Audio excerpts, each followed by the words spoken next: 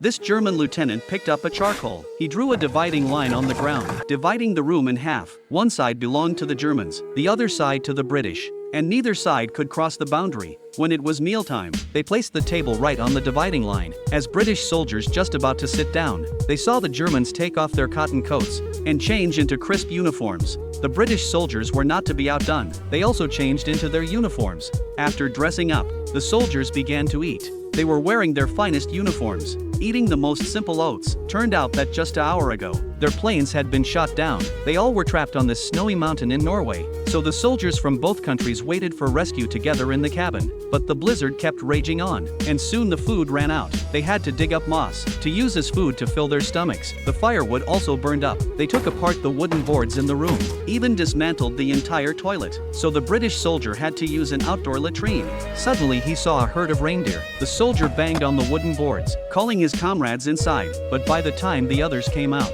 the reindeer had disappeared. The soldier was furious. When he got back inside, German soldier found his favorite book Mein Kampf had been used as toilet paper by the British. He instantly flew into a rage and pulled out his pistol. The atmosphere became tense, but the German lieutenant stepped forward. He stopped the soldier. Finally, after some negotiation, the soldiers from both countries put down their pistols together. Then the soldiers made a fire and cooked. At night they sat in a row enjoying the roasted meat. British captain even shared his cigarettes with everyone. They danced together, spending a wonderful evening. For that night they all let go of the war. Next day the blizzard ended. They decided to leave. The soldiers took out their skis. Then they said their goodbyes, promising to meet again after the war. But an accident happened. The German soldier was shot down while skiing. He said his last words, "Stupid Engländer." Then the German closed his eyes. Turned out that a group of British soldiers was on patrol. Everyone was captured. They were taken back to the camp. The British captain was interrogated. The two were suspected of fraternizing with the enemy.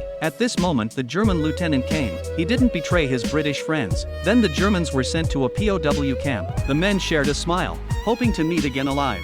This story tells us, war for ordinary people is just an absurd game.